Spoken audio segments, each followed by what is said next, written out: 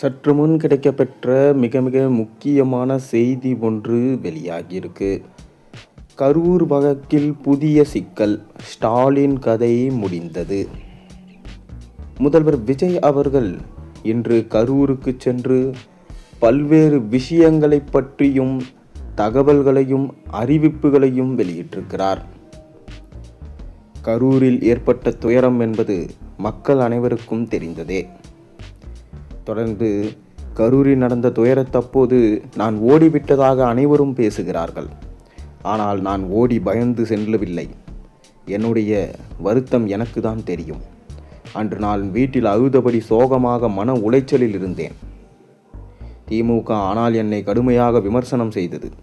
இந்த கரூர் நிகழ்வில் என்னை தொடர்ந்து டார்கெட் செய்தது திமுக. மேலும் காவல்துறைக்கு ஏற்கனவே தெரிந்திருந்தும் இங்கு இப்பொழுது கூட்டம் நடத்த வேண்டாம் என சொல்லவில்லை. தொடர்ந்து காவல்துறை தான் என்னை அழைத்து வந்து இங்கு விட்டது. மேலும் காவல்துறையே கட்டுப்பாட்டில் வைக்க தவறியதுதான் இந்த கரூர் கூட்ட நெரிசல் சம்பவத்திற்கு காரணம். மேலும் இந்த இடத்தில் அனுமதித்து இந்த அசம்பாவிதங்களை உருவாக்கி தற்போது என் மீது பழி போட்டு என்னை வில்லனாக மாற்றி அரசியலிலிருந்தே விரட்டி அடிக்க திமுக முயற்சி செய்தது. ஆளும் கட்சியாக இருக்கும் தாவேகா வந்த பிறகு பல்வேறு ஆதாரங்களை உண்மையாக சேகரித்து நீதிமன்றத்தில் சமர்ப்பிக்க இருக்கிறோம். அதில் பல காவல் அதிகாரிகளும் மாட்டுவார்கள் என்கின்ற தகவல் கிடைக்கப்பெற்றிருக்கிறது. கரூர் வழக்கில் இது புதிய சிக்கலாக அமையும். ஸ்டாலின் மற்றும் செந்தில் பாலாஜி போன்றவர்களது பெயர்களும் இந்த பட்டியலில் இடம்பெறும் என தெரிகிறது. ஏனென்றால் தற்போது அரசியல் வட்டாரத்தில் மிக பெரும் திருப்பு முனையே ஏற்பட்டிருக்கிறது. 26 சட்டசபை தேர்தல் அரசியல் களத்தில் மீண்டும் திமுக ஆட்சி செய்யும் என்றுதான் அனைவராலும் எதிர்பார்க்கப்பட்டது. மேலும் பல கருத்து கணிப்புகளும் திமுகவால் நடத்தப்பட்டது. அதில் திமுகவுக்கே கிட்டத்தட்ட 240 தொகுதிகளில் வெற்றி வாய்ப்பு என சொல்லப்பட்டது. தேர்தலுக்கு பிந்தைய கருத்து கணிப்பிலும் திமுகவே வெற்றியடையும் என்று அவர்கள் சேகரித்த அனைத்து தரவுகளும், தேர்தல் முடிவுகள், தேர்தல் ஆணையம் அறிவித்த அந்த ஒற்றை வார்த்தை தாவேகா ஆட்சி அமைக்கும் என்று கூறியது டிவிகேவை ஆட்சி அமைக்க வைத்தது. மேலும் உதயநிதி ஸ்டாலின் அவர்களுக்கு மன உளைச்சல் ஏற்படுத்தியது. ஸ்டாலின் அவர்களுக்கு அதிர்ச்சி உள்ளாக்கி மாஜி அமைச்சர்கள் கதறி அழுத நிகழ்வுகளையும் தற்போது முதல்வர் விஜய் அவர்கள் பேசியிருக்கிறார். மேலும் அதிமுக மற்றும் திமுக இரண்டும் சேர்ந்து தாவேகா ஆட்சியை கவிழ்க்க செய்த பேரமெல்லாம் எங்களுக்கு தெரியும். தற்போது குதிரை பேரம் நடத்தி கொண்டிருக்கும் அரசு திமுக அரசு. செந்தில் பாலாஜி அவர்கள் நாட்டை விட்டே ஓடிவிட்டார். மேலும் முன்ஜாமீன் வேண்டும் என்று அப்ளை செய்திருக்கிறார்.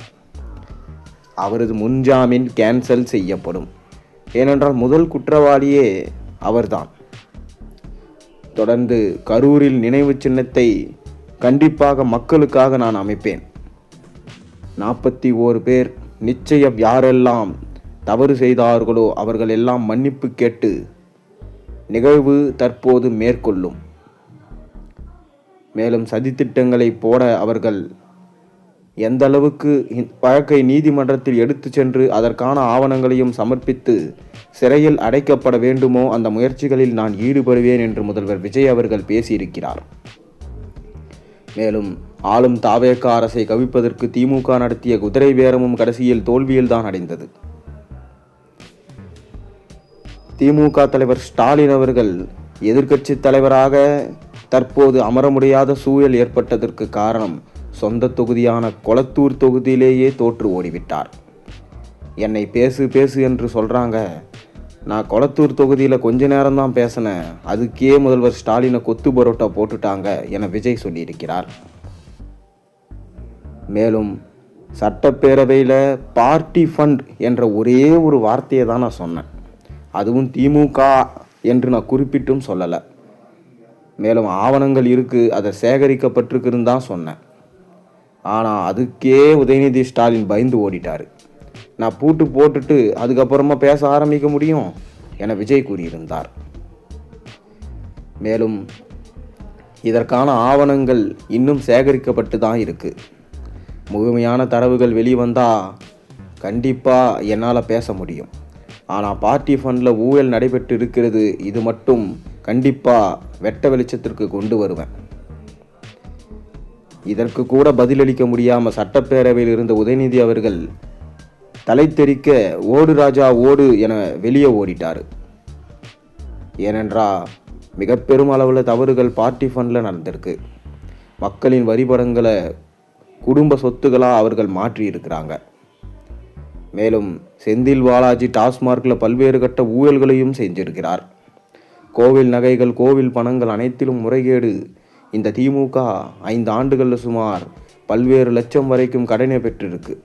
ஆனால் தமிழ்நாட்டின் வரவு செலவு அனைத்தையும் பார்க்கும்போது கிட்டத்தட்ட திமுகவால் மட்டுமே 8 லட்சம் கோடி கடன் என்பது அவர்கள் நேரடியாக கடன் வாங்கி தன்னுடைய சுயநலத்திற்காகவும் வருமானத்தை பெருக்குவதற்காகவும் மக்களின் மீது வரி பணங்களை போட்டு கோவில் பணங்கள், உண்டியல் பணங்கள், தங்க நகைகள் என அனைத்தும் எங்கே சென்றது, அதற்கான ஆவணங்கள் எங்கே என்ற கேள்வியையும் தற்போது தாவேகா அவர்கள் கேட்க ஆரம்பிச்சிட்டாங்க.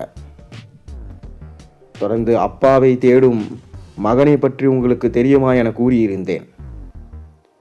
தற்போது நான் சொல்கிறேன், கரூரில் இந்த அசம்பாவிதத்திற்கு காரணம் செந்தில் பாலாஜி தான். மேலும் என்னை இழிவுபடுத்துவதாக நினைத்து கணவனை தேடும் மனைவியை பற்றி உங்களுக்கு தெரியுமா என உதயநிதி ஒருமையில் பேசியிருந்தார். அவர் பேசியது தவறாக இருந்தாலும் கண்டிப்பாக அவருக்கு திகார் சிறையில் ஜெயில் தண்டனை காத்து கொண்டிருக்கிறது.